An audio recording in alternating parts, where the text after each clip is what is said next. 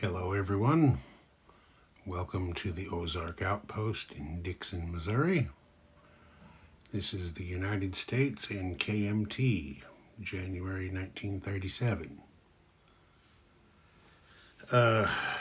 Couple of quick housekeeping things.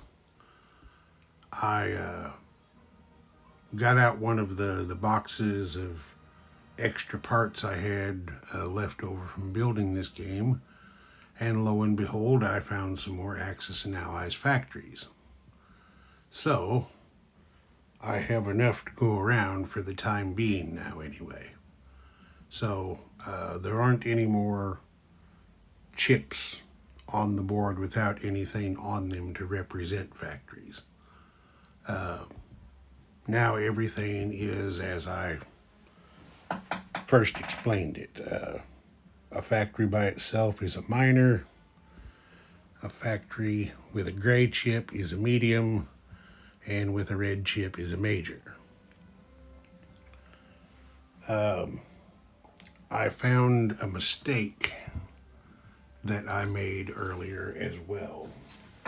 On the last turn for KMT, I moved these two militia over here to Hunan.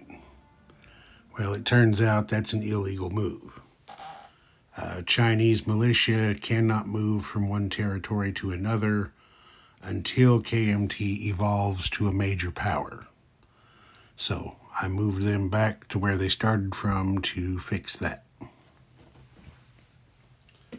Now, let's get on with the turn proper. The United States started with 6. See, they have 1 left there. They spent $5 to advance their carrier 1 space on the production chart. KMT also started with 6 this turn, and they spent their money on 2 more cavalry.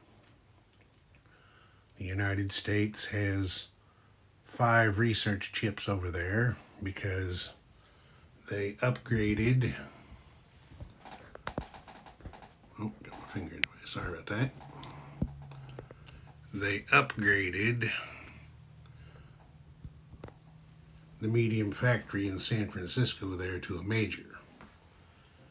Now, when I did that last turn, I mentioned that they were going to need a major factory on the West Coast, but I forgot to include why. In order to place capital ships, that would be any type of battleship and fleet carriers on the map, you have to have 2 things. First, you have to have a major shipyard. Let me zoom in there. Yep, I'm already at maximum zoom, so let me just get a little closer and adjust down. There we go, now you can see it. You have to have a major shipyard, and that major shipyard has to be connected to a major factory by an undamaged railway.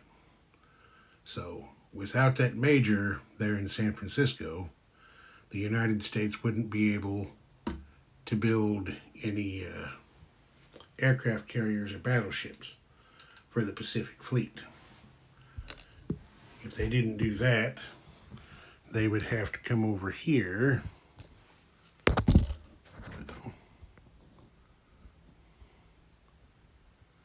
and build them here on the East Coast and then transfer them to the Pacific via the Panama Canal. It's not very efficient, so we're not going to do it that way. That's why we upgraded that factory over there. Okay, let's get over here and do our tech rolls. Says the United States gets 5 of them. They currently have stage 1 of jet fighters, stage 1 of heavy bombers, and stage 1 of improved construction. They're going to try to advance all 3 of those another space They're also going to make another try at long-range aircraft. And they're going to have a go at improved factories. So we'll start with jet fighters. We need an 8.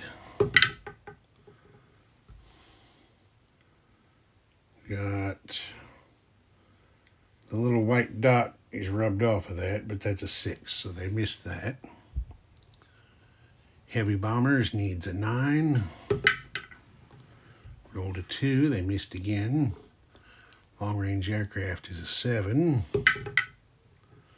Yep, they got a 9, so they hit that. Let's get that one on there.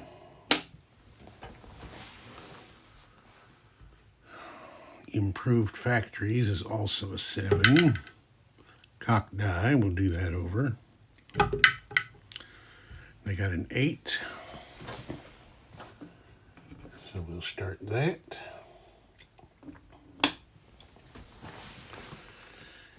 And improved construction is also a 7.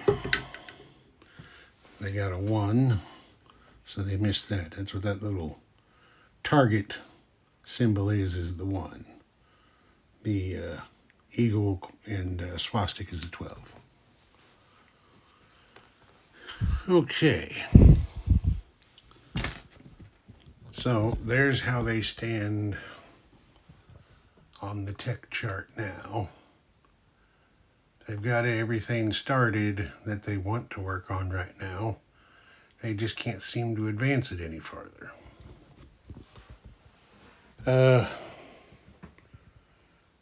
No combat, naturally, for the United States. There isn't going to be any combat for KMT this time. Chiang Kai-shek is close to being ready to pull the trigger, just not quite yet. So,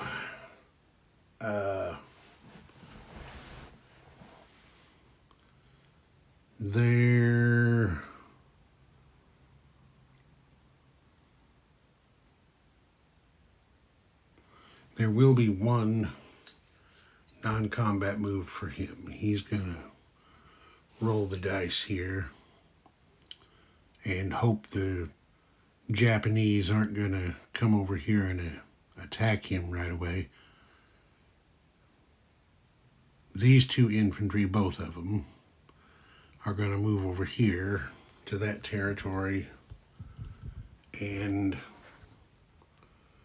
join the forces on that task force card right there. So that move is going to give them 7 infantry, a militia, the commander, and 2 cavalry, which here after we place units will be 4 cavalry. The United States doesn't have any units to place, so when we're done here, I'll put the extra 2 cavalry on here to make it a total of 4.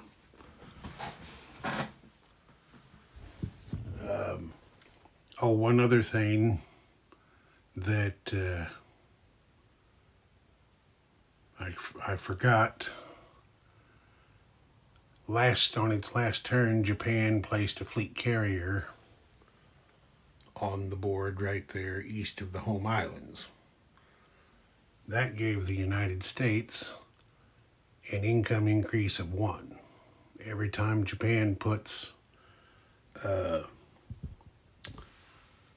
battleship or an aircraft carrier either on the map or on the production chart, the United States gets a boost of $1 to its income.